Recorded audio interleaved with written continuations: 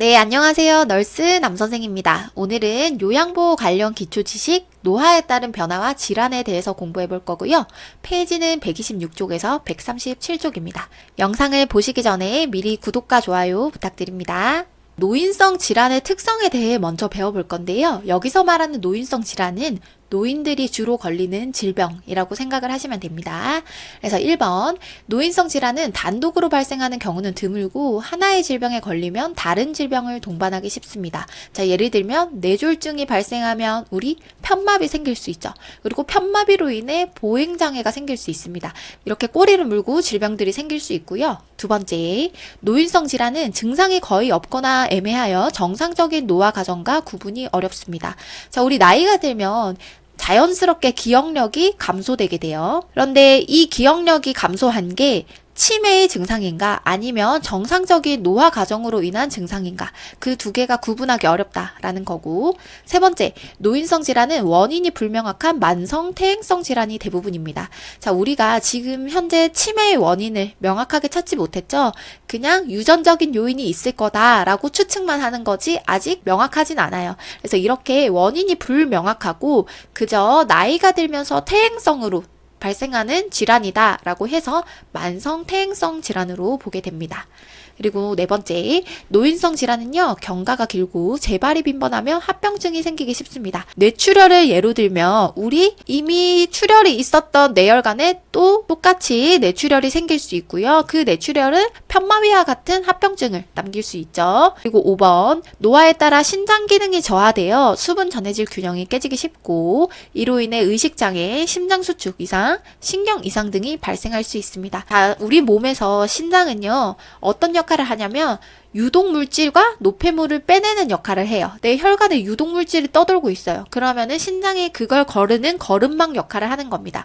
근데 이렇게 안 좋은 물질만 걸러야 되는데 내 몸에 꼭 필요한 수분이나 전해질 등을 같이 내보내면서 이 균형을 깨트리게 돼요. 그로 인해서 의식장애나 심장수축 이상, 신경 이상 등이 발생하게 되는 겁니다.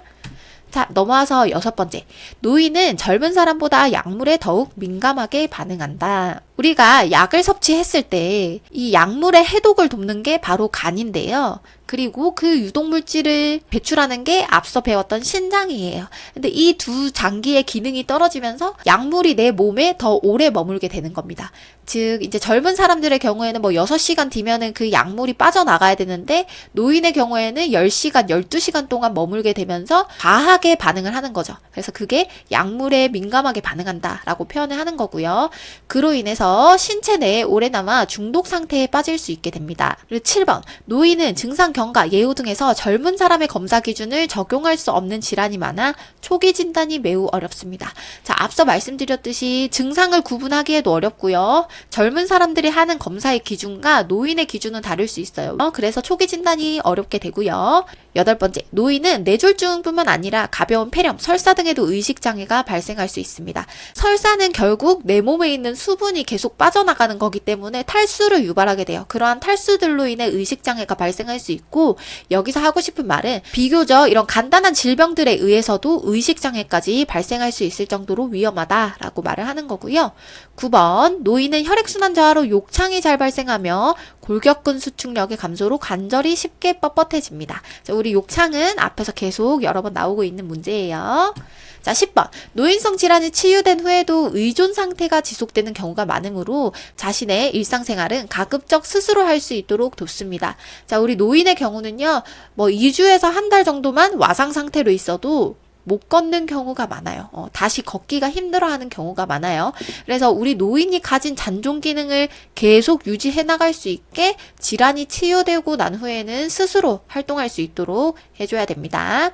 그리고 11번, 노인성 질환은 신체적 측면뿐만 아니라 심리적, 사회적, 경제적, 영적 측면에 모두 연관되어 있으므로 다양한 분야의 총체적인 접근이 필요합니다. 우리 아프면 심리적으로도 힘들고 사회적이고 경제적인 활동 못하게 돼요. 그러면 영적인 측면에서도 우리는 부정적인 영향을 받게 됩니다.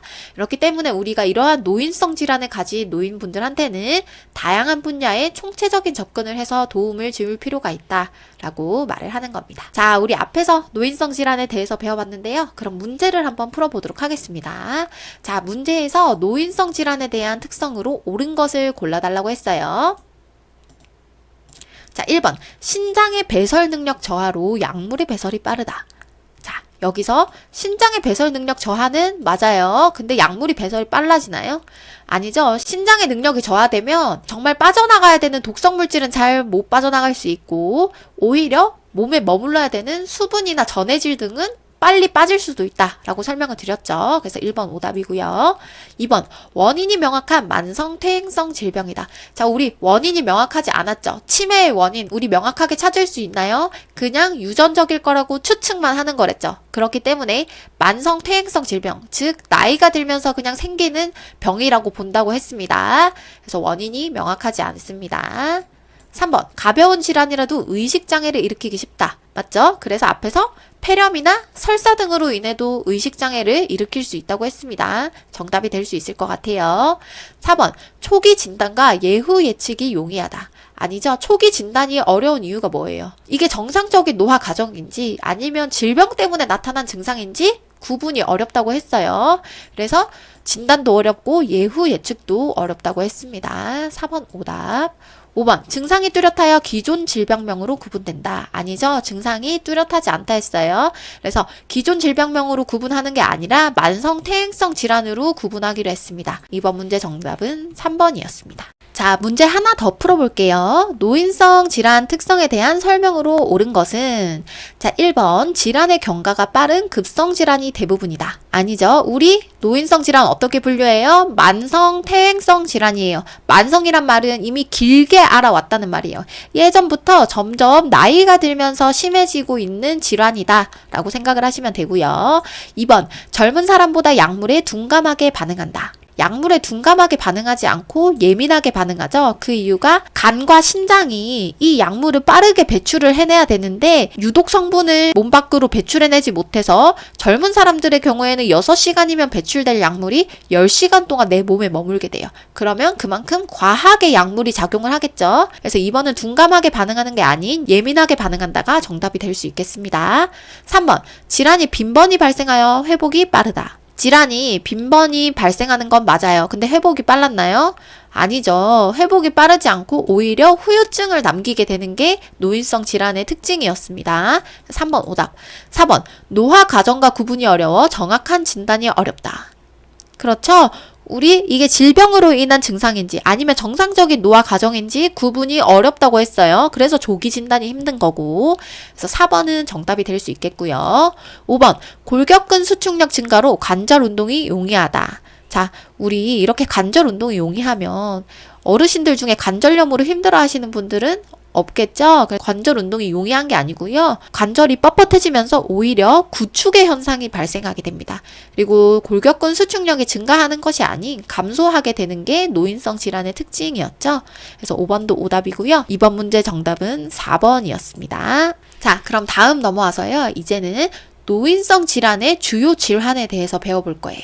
그 중에서도 소화기계에서 발생하는 질환을 살펴볼 건데요. 일단 그러면 소화기계가 어디서 어디부터인지를 알아야겠죠. 그래서 바로 이 구강부터 시작해서 항문까지 이르는 음식물이 거쳐 내려오는 곳들을 소화기계라고 합니다. 그래서 구강, 인두, 식도, 위장, 소장, 대장 이렇게가 소화기계인 거고요. 그러면 나이가 들면서 생기게 되는 소화기계의 특징은 무엇이냐? 자, 첫 번째. 후각 미각 기능이 감소해서요. 짠맛과 단맛이 감소하고 쓴맛과 신맛이 증가합니다. 그래서 우리 어때요? 나이가 들면 간을 못 맞추게 되죠. 간이 점점 세져서 나트륨 섭취가 많아져요. 그래서 짠맛과 단맛은 감소하고 쓴맛과 신맛은 증가한다. 라고 기억해 주시고요. 두 번째, 치아 문제로 음식을 씹기 힘들어집니다. 자, 우리 여기 구강에서 치아로 음식물을 충분히 씹어서 잘게 위로 넘겨줘야 되는데 잘게 씹지 못하니까 어때요? 덩어리로 위장에 들어가게 됩니다. 그러면 위가 느끼는 부담이 많아지겠죠. 세 번째, 타액, 위액 분비, 위액의 산도 저하로 소화 능력이 저하됩니다. 자, 우리가 단순히 씹는 것만이 소화가 아니죠. 우리 이 기관들에서 소화 효소를 분비함으로써 그 음식물을 녹여주는 역할을 하는데요. 이러한 소화 효소들이 잘 나오지 않게 되면서 이 덩어리가 잘 분리되지 않는 거예요. 즉, 소화 능력이 저하되는 겁니다. 그리고 네 번째, 이렇게 소화 능력이 체장력이 저하되게 되면요. 가스가 차고 변비, 설사, 구토 등이 생길 수 있고요. 다음, 췌장의 효소 생산이 감소해서 지방의 흡수력이 떨어집니다. 자, 여기 보이시는 여기 노란 부분이 췌장이라고 하는데 이 췌장에서는 지방을 흡수하는 효소를 분비하게 돼요. 지방을 분해하는. 근데 그런 효소가 감소되면서 지방의 흡수력이 떨어지겠죠. 우리 몸에 필요한 3대 영양소가 뭐예요? 탄수화물, 단백질, 지방이에요. 근데 지방의 흡수가 떨어지면서 영양 불균형과 같은 문제가 생길 수 있겠죠. 그리고 췌장 호르몬 분비 감소로 당뇨병에 걸리기 쉬워집니다. 즉, 내 혈액에서 떠돌고 있는 포도당을 췌장의 호르몬이 에너지원으로 바꿔줘야 되는데 그러질 못하는 거예요. 그냥 계속 혈액에 떠돌다가 소변으로 배출되는 당뇨병을 유발하게 됩니다. 그리고 직장벽의 탄력성, 항문 관략근의 긴장도가 감소해 변실금이 걸릴 수 있어요. 즉, 항문 관략근이 수축해 있지 않고 이완돼 있는 거죠. 그리고 간 기능이 떨어져 약물의 대사와 제거 능력이 저하됩니다. 우리 간은 약물이나 다른 위험 물질들로부터 해독 작용을 하는 기능을 가지고 있어요. 근데 이 간 기능이 떨어지면서 약물의 대사와 제거 능력이 저하되게 됩니다. 자, 이렇게 노화에 따른 소화기계의 특성을 배워봤는데요. 그러면 문제를 한번 풀어봐야겠죠. 자, 노화에 따른 소화기계의 특성으로 옳은 것을 골라달라고 했어요. 1번, 대장의 활동성 증가. 대장의 활동성이 증가할까요? 아니죠. 대장의 활동성이 증가하면 대변 배출이 쉬워져요. 근데 노인분들 보시면은 보통은 변비를 앓고 계세요. 대장이 잘 움직이지 않아서. 그래서 활동성이 증가하는 것 아니고요. 2번, 미각과 후각 기능이 둔감된다. 맞나요? 미각과 후각이 둔감돼서 짠맛과 단맛은 잘 느끼지 못하고 쓴맛과 신맛은 잘 느낀다고 했어요. 그래서 간을 할 때 소금을 과하게 넣어서 나트륨의 가섭취를 일으킨다라고 설명을 드렸고요. 정답이 될 수 있을 것 같아요. 3번, 타액과 위액 분비 증가. 자, 이러한 소화 효소들이 잘 분비되지 않아서 소화 기능이 저하된다고 했었죠. 증가가 아니라 감소가 맞겠고요. 4번, 직장벽의 탄력성 증가. 자, 직장벽의 탄력성과 항문 관략근의 힘이 저하되면서 변실금이 생긴다고 했었죠. 그래서 4번도 오답이고요. 5번, 지방의 흡수력 증가. 우리 3대 영양소 탄단지, 지방의 흡수가 잘 안 된다고 했어요. 그 이유가 췌장에서 분비되는 효소가 적기 때문에 그것도 나이가 들어서 그렇다라고 설명을 드렸어요. 그래서 이번 문제 정답은 2번이 되겠습니다. 자, 그럼 본격적으로 소화기계에서 나타날 수 있는 질병에 대해서 하나씩 배워보도록 할 건데요. 가장 먼저 위염입니다. 자, 위염은 말 그대로 위 점막에 염증이 생긴 걸 말하는데요. 급성 위염과 만성 위염으로 나눌 수 있습니다. 급성은 말 그대로 갑자기 발생하는 걸 말하고, 만성은 장기간 지속되는 경우를 만성 위염이라고 하게 되는 거예요. 자, 그러면 이러한 위염을 일으키게 되는 원인은 무엇인가? 자, 첫 번째, 치아 문제로 충분히 씹지 못한 음식물. 앞에서 말씀드렸죠? 구강에서 치아가 음식물을 잘게 썰지 못하면 덩어리째로 위에 들어가게 돼서 위의 부담을 증가시킨다고 했습니다. 그리고 두 번째, 아스피린, 알코올, 조미료 등의 자극적인 약물과 화학물. 이런 화학물과 약물에 의해서 위 점막이 손상을 받게 되겠죠. 그리고 3번, 과식 등 무절제한 식습관. 자, 우리 위에 용적이 정해져 있는데 점점 과식을 하게 되면서 용적이 점점 늘어나게 돼요. 근데 우리 노인의 소화기계 특성이 뭐였어요? 대장과 위장이 잘 운동을 하지 못해요. 그러면 과식을 했어. 위가 이렇게 부풀러 있는데 그 음식물을 소화시키지 못하게 되겠죠? 그러면서 위염이 발생할 수 있고요. 네 번째, 병원균이 포함된 부패한 음식물 섭취를 할 때 위염이 나타날 수 있습니다. 예를 들면 식중독도 포함이 될 수 있겠죠. 그러면 이렇게 위염이 생기면 어떤 증상이 나타나냐? 첫 번째, 자, 급성 위염의 경우에는요, 식사 후에 위가 무겁거나 부푼 듯한 팽만감이 있습니다. 즉, 불편감, 더부룩한 느낌이 생길 수 있어요. 그리고 두 번째, 명치 쪽의 통증, 그리고 트림, 구토와 같은 증상이 나타날 수 있고, 세 번째, 식후 3-4시간이 지나 배가 고프기 시작할 때 발생하는 명치 부위의 심한 통증입니다. 자, 위염의 특징적인 증상, 명치 부위에 심한 통증이 있다. 그리고 식후 3-4시간 지났을 때, 공복일 때 그 통증이 심해진다 라고 기억을 해주시면 될 것 같고요. 그러면 이러한 위염을 어떻게 치료하면 좋을까요? 하루 정도 금식을 하고요. 처음에는 미음 등의 유동식을 섭취하다가 서서히 된죽을 먹기 시작하는 겁니다. 그리고 두 번째, 처방받은 제산제. 자, 제산제는 위산으로부터 위를 보호하는 약품을 말하는 건데요. 우리 위가 빈속일 때 빈속일 때도 위산이 분비가 되게 되죠. 그러면은 음식물이 없으면 위벽을 깎아 먹게 된단 말이에요. 그래서 그걸 보호하고자 제산제랑 진정제를 투약할 수 있고요. 과식 과음을 피하고 너무 뜨겁거나 찬 음식을 피합니다. 그리고 자극적인 음식을 피하고 규칙적인 식사를 하는 게 치료와 예방에 도움이 됩니다. 그래서 보시면요. 원인과 치료와 예방, 이게 반대로 생각하시면 답이 나오거든요. 그래서 문제를 한번 풀어보겠습니다. 배가 고프기 시작할 때 발생하는 명치 부위의 심한 통증과 식사 후 위가 무겁거나 부푼 듯한 느낌을 주는 질환은, 자, 위염의 특징적인 증상 여기 있죠? 명치 부위의 심한 통증. 그래서 정답은요? 4번 위염이 되겠죠. 자, 넘어와서 그럼 소화기계의 두 번째 질환인 위궤양에 대해서 살펴볼게요. 자, 위궤양이란요, 위벽의 점막뿐만 아니라 근육층까지 손상된 위장병을 말합니다. 자, 우리 위가 그냥 이렇게 하나의 층으로 이루어진 게 아니고요. 여기는 점막, 여기는 점막 하층, 그리고 여기는 근육층, 이런 식으로 구성이 되어 있습니다. 그러니까 위장은 층층이 점막과 근육층 이렇게 이루어져 있다라고 생각을 하시면 되고요. 자, 그러면 이러한 위궤양을 일으키는 요인은 무엇이 있느냐? 첫 번째, 잘못된 식습관으로 인한 위 점막의 손상이 원인이 될 수 있고요. 두 번째, 스트레스. 세 번째, 담배, 알코올, 커피. 앞에서 나왔던 유해한 물질들이면 그냥 위에 영향을 미칠 수 있는 거예요. 특히 담배 같은 경우에는요, 우리 담배를 피게 되면 기도로만 들어가는 게 아니라 식도도 구멍이기 때문에 타고 위장까지 담배 연기가 들어갈 수 있겠죠. 그래서 담배도 원인이 될 수 있고요. 네 번째, 해열제, 진통제, 소염제, 이러한 약물들도 위에 영향을 미치게 되고, 다섯 번째, 위에서 분비되는 소화효소에 의한 위 점막 손상. 앞에서 위산으로 인해서 위벽이 깎일 수 있다고 설명을 드렸습니다. 그리고 여섯 번째, 헬리코박터균 감염인데요. 우리 요구르트 윌 아시죠? 그 윌이 헬리코박터균을 제거하는데 도움을 준다 라면서 이제 그 판매를 하고 있는 거잖아요. 그 헬리코박터균을 말하는 거예요. 이 헬리코박터균은 위염, 위궤양 등을 일으키면서 나중에는 위암까지 유발시키는 요인이 될 수 있거든요. 그래서 기억을 좀 해주시고요. 그러면 이러한 위궤양에는 어떤 증상이 있냐? 자, 속쓰림이 있을 수 있고요. 궤양이니까 소화불량, 그리고 새벽 한두 시에 발생하는 속쓰림과 상복부 불편감. 새벽 한두 시도 뭐예요? 공복일 때죠, 공복. 그리고 네 번째, 심한 경우는요, 위출혈, 위천공, 위협착이 생길 수 있습니다. 아주 위험한 상황이에요. 이럴 때는 반드시 병원을 방문하셔야 되고요. 그래서 이런 위궤양은 어떻게 치료하면 좋냐? 일단 약물, 식이요법, 충분한 수면, 심신 안정을 취한다. 여기서 충분한 수면과 심신 안정은 왜 필요해요? 스트레스로 인해서 위궤양이 발생할 수 있다고 했으니까. 그리고 두 번째, 규칙적인 식사가 필요하고요. 세 번째, 위궤양 진단 후에는 절대 금연합니다. 이유가 뭐였어요? 위궤양을 일으키는 요인에 담배가 포함되었기 때문에.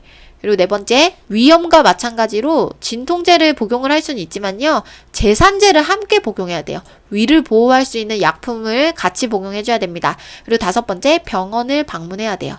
특히나 이렇게 위출혈, 위천공, 위협착이 있을 때는 반드시 병원에 방문하셔야 됩니다. 그래서 문제를 한번 풀어보겠습니다. 다음과 같은 증상이 나타나는 질환으로 옳은 것은, 자, 새벽 한두 시에 발생하는 속쓰림과 상복부 불편과 심한 경우에는 위출혈, 위천공, 위협착을 발생시킬 수 있다고 합니다. 뭔가요, 이거? 위염에서는 못 본 거예요. 위염에서는 이렇게 심각한 상황까지는 나오지 않았어요. 근데 출혈, 천공, 협착 등이 발생할 수 있다 했고, 공복에 발생하는 속쓰림과 상복부 불편감이 있대요. 그러면 정답은 4번. 위궤양이 될 수 있겠죠? 자, 넘어와서 그럼 소화기계의 세 번째 질환인 위암에 대해서 살펴보겠습니다. 자, 위암은요, 조기 위암과 진행성 위암으로 나눠서 볼 수 있는데, 조기 위암은 점막과 점막 하층, 비교적 진행성 위암보다 좀 낮은 단계인 거고요. 진행성 위암은 점막 하층을 넘어서 근육층까지 침투한 것을 진행성 위암이라고 합니다. 그러면 이러한 위암은 어떤 것들과 관련이 있느냐? 첫 번째 관련 요인은 위축성 위염과 악성 빈혈을 꼽을 수 있는데요. 이것들이 직접적으로 위암을 일으킨다라고 할 수는 없지만 위염을 장기적으로 앓게 되면 위암을 일으킬 위험도 있고요. 악성 빈혈은 이 위염과도 관련이 있어요. 위축성 위염으로 인해 악성 빈혈이 생길 수 있기 때문에 위암과도 관련성이 있다고 보는 거고요. 두 번째, 짠 음식, 염장식품, 즉 젓갈과 같은 짠 음식들을 말하는 거죠. 그것들과도 위암이 관련이 있다. 그리고 세 번째, 위암의 가족력입니다. 자, 대부분의 암들은요, 가족력, 즉 유전력이 있다고 보거든요. 그래서 위암은 유전력이 있다라고 생각을 해주시고요. 네 번째, 음주와 흡연. 당연히 몸에 안 좋은 거니까 그렇겠죠. 이런 위암의 증상은 무엇이 있느냐? 보통 증상이 발견하기 어려워요. 그래서 조기 진단이 어렵고 나중에 이제 증상이 나타나면서 가면 사실 조금 늦었을 때가 많죠. 그리고 두 번째, 소화불량, 식욕감퇴, 속쓰림, 오심구토, 체중 감소 등이 있을 수 있습니다. 자, 체중 감소는 왜 그러냐? 우리 위암이 종양이죠. 정상적인 세포가 영양분을 흡수해서 내 몸에 도움이 되어야 되는데 이 종양이 영양분을 다 흡수해버리는 거예요. 그래서 내 몸이 오히려 체중이 감소되는 거고, 빈혈, 피로, 건태감이 생길 수 있습니다. 앞에서 악성 빈혈 나왔다고 했죠. 위축성 위염 때문에 악성 빈혈 생길 수 있다. 그래서 이거는 위암과도 관련이 있다. 그래서 증상으로 빈혈이 생길 수 있다고 기억을 해주시면 될 것 같고요. 네 번째, 출혈, 토혈, 혈변입니다. 자, 여기서 말하는 출혈은 위에서 나오는 출혈을 말하겠죠. 그대로 토를 하게 되면 토혈이 되는 거고, 그대로 변으로 나오게 되면 혈변이 되는 겁니다. 그리고 다섯 번째, 그 종양이 심해지면 복부의 종양 덩어리가 만져진다거나 간비대, 림프절 비대 등이 느껴질 수 있습니다. 그래서 이런 위암을 치료하거나 예방하기 위해서는 당연히 근본적인 치료 방법은 수술 및 항암 치료입니다. 그리고 이렇게 치료가 끝난 후에도 5년간은 정기검진이 필요하고요. 그리고 세 번째, 헬리코박터균 치료가 필요한데요. 우리 앞에서 헬리코박터균 나왔었죠. 위궤양에서. 이 헬리코박터균은요, 위염, 위궤양을 일으키고 나중에는 위암까지 일으키는 위험한 인자입니다. 그리고 네 번째, 균형 잡힌 올바른 식사를 하는 게 좋겠죠. 맵거나 훈연돼 있거나 태운 음식은 금지하는 게 좋고, 다섯 번째, 금연하고, 여섯 번째, 스트레스 감소, 그리고 일곱 번째, 조기 진단을 통한 조기 발견이 가장 좋습니다. 그러니까 내가 증상이 없더라도 검사를 해야 될 때 되면은 내시경을 한 번씩 해보는 거죠. 자, 그럼 문제 한번 풀어보겠습니다. 다음 중 위암에 대한 설명으로 옳은 것은 1번, 체중 증가가 나타난다. 자, 제가 체중 감소된다고 했죠. 이유가 뭐였어요? 내 몸이 영양분을 흡수하는 게 아니라 비정상적인 세포인 종양이 영양분을 다 흡수해서 체중이 오히려 감소된다고 했습니다. 그리고 2번, 증상만으로 조기 진단이 가능하다. 조기 진단이 어려웠어요. 왜? 증상이 잘 나타나지 않아서. 증상이 나타난 이후에는 이미 많이 진행했을 때입니다. 3번, 위암은 가족력이 없다. 자, 우리 암 들어가는 거 다 유전력이 있다고 본다고 했죠. 3번 오답. 4번, 단백질 섭취는 피한다. 단백질 섭취가 나쁜가요? 우리 앞에서 위암은 어떤 것들을 피하라고 했어요? 맵거나 타거나 훈연된 음식을 피하라고 했지 단백질 섭취를 피하라고 한 적은 없어요. 오답. 5번, 치료 후 5년간은 정기검진으로 재발 여부를 확인한다. 그쵸? 수술 치료든 항암 치료든 받고 나서 5년 동안은 정기검진 해야 된다고 했습니다. 그래서 이번 문제 정답은 5번이었습니다. 자, 소화기계의 네 번째 질환, 대장암입니다. 대장암은 대장의 가장 안쪽 표면인 점막에 발생하는 걸 말하고요. 이 대장암은 어떤 것과 관련되어 있냐? 첫 번째, 대장 용종의 과거력입니다. 자, 여기서 말하는 과거력은 과거에 대장 용종이 있었느냐를 말하는 거고요. 두 번째, 대장암의 가족력입니다. 자, 암은 유전력이 있다고 했죠. 그 유전력이 즉 가족력이라고 했어요. 3번, 장기간의 궤양성 대장염. 자, 우리 앞에서 위암도 그랬듯이 위염, 위궤양, 오래 앓으면 위암 될 수 있다고 했죠. 그래서 대장도 마찬가지입니다. 궤양성 대장염을 오래 앓게 되면 대장암을 유발할 수 있는 요인이 될 수 있고요. 네 번째, 매일 알코올 섭취를 하고, 다섯 번째, 고지방, 고칼로리, 저섬유소, 가공 정제된 저잔여 시기의 섭취일 때 대장암과 관련되어 있다라고 하는 건데요. 우리가 대변을 볼 때 섬유질이 많은 음식을 먹어야 대변 보기가 쉽죠. 근데 저섬유소 음식을 먹게 되면 대변이 잘 배출되지 않아요. 그만큼 대변이 대장에 오래 머물게 되겠죠. 그래서 대장암과 관련이 있고, 가공 정제된 저잔여 시기는요, 대장까지 오래 머무르지 못하고 금방 소화돼 버리는 음식을 말을 합니다. 그래서 이러한 대장암은 어떤 증상을 나타내냐? 장습관의 변화와 장폐색, 설사, 변비 등을 일으킬 수 있어요. 자, 여기서 말하는 장폐색은 장이 막히는 걸 말하고, 그래서 대장암 환자분들이 흔히 호소하는 게 장폐색이죠. 변을 보고 싶은데 대변이 나오지 않고 배만 계속 아프고 그런 증상이 있을 수 있습니다. 그리고 두 번째, 혈변, 직장출혈, 점액분비 등이 있을 수 있는데요. 우리 앞에서도 혈변 나왔었죠. 위암에서도, 대장도 마찬가지예요. 대장 내에서 피가 나오면서 그게 병과 함께 배출되면 그게 혈변이라고 하는 거예요. 그리고 세 번째, 허약감이 있을 수 있고요. 체중 감소 있을 수 있습니다. 종양이 영양분 다 흡수해서 살 빠진다고 했어요. 그래서 이러한 대장암을 치료하거나 예방할 때는 어떻게 해야 되느냐? 근본적인 건 당연히 수술 및 항암 치료겠죠. 뭐 화학요법이라든지 방사선요법 있을 수 있고요. 그리고 이렇게 치료한 후에도 위암과 마찬가지로 5년간은 정기 검진이 필요하겠습니다. 그래서 다음 문제를 한번 풀어볼게요.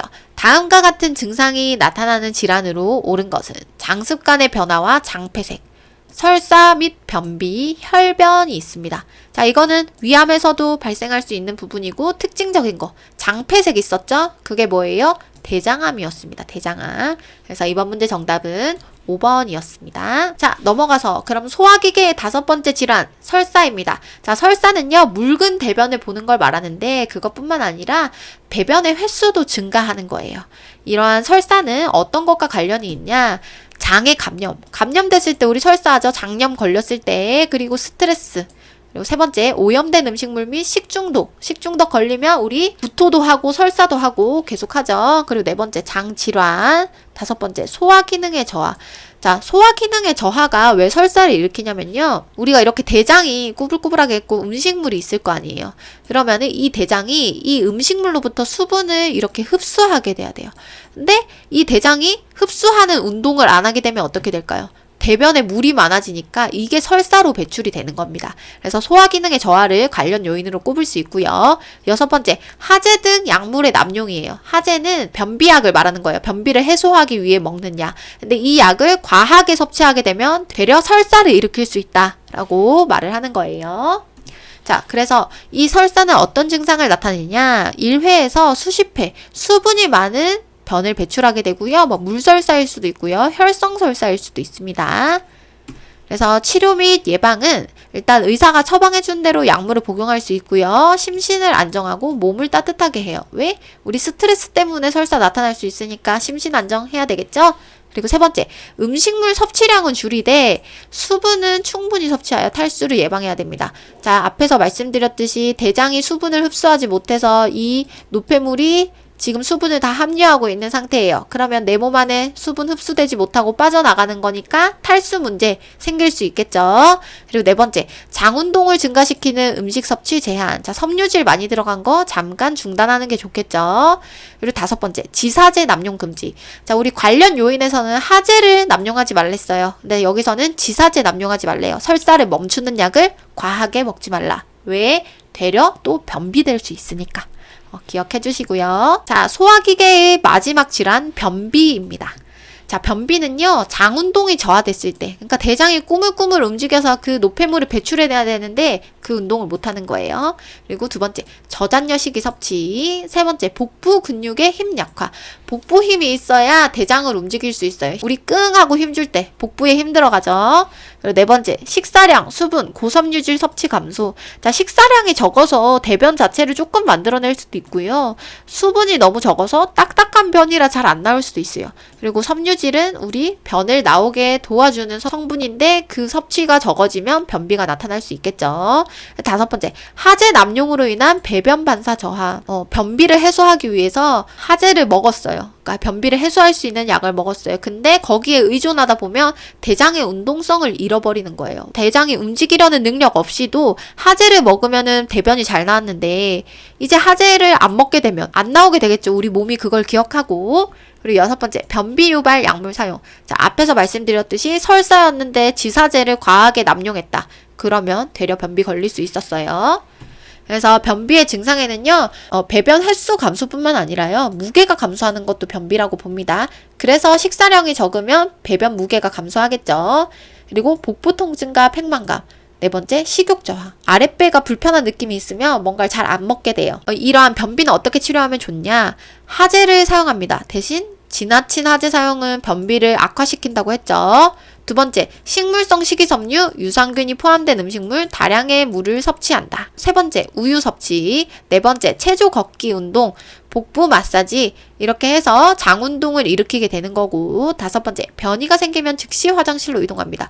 자, 변비가 있는 분들의 특징적인 게 변을 탐난 분들이 많아요. 그래서 변비에 잘 걸리게 되거든요. 그래서 변이가 생기면 즉시 화장실로 이동하는 게 중요합니다. 자, 그럼 문제 풀어보겠습니다. 변비의 발생 원인으로 옳은 것은 1번 규칙적인 운동. 자, 규칙적인 운동하면 대장도 운동하면서 변 배출이 쉬워지겠죠. 1번 오답. 섬유질이 많은 음식 섭취. 자, 섬유질 섭취하면 어떻게 돼요? 대장이 잘 움직이면서 변 배출이 쉬워지고, 세 번째, 수분 섭취 부족. 이렇게 있으면 대변이 수분을 어느 정도 머금고 있어야 이렇게 잘 나오게 되는데, 우리가 워낙 수분을 섭취하지 않다 보니까 이 대변이 딱딱해지겠죠. 그러면서 잘 안 나오게 될 수 있어요. 그러면 이거는 정답이 될 수 있겠고, 네 번째, 장운동 증가. 장운동 증가는 오히려 대변 배출을 용이하게 만들어주죠. 다섯 번째, 복부 근육의 힘 증가. 자, 복부 근육으로 우리 대장 움직일 수 있다 했어요. 배출해내는 힘이 있다고 했어요. 그래서 이것도 변비의 원인은 되지 못하고요. 이번 문제 정답은 3번이 되겠습니다. 네, 이번 강의 영상은 여기까지고요. 오늘은 노인성 질환의 특성과 소화기계까지 살펴봤는데요. 다음 시간에 또 이어서 호흡기계부터 보도록 하겠습니다. 고생 많으셨고요. 구독과 좋아요 부탁드립니다. 감사합니다.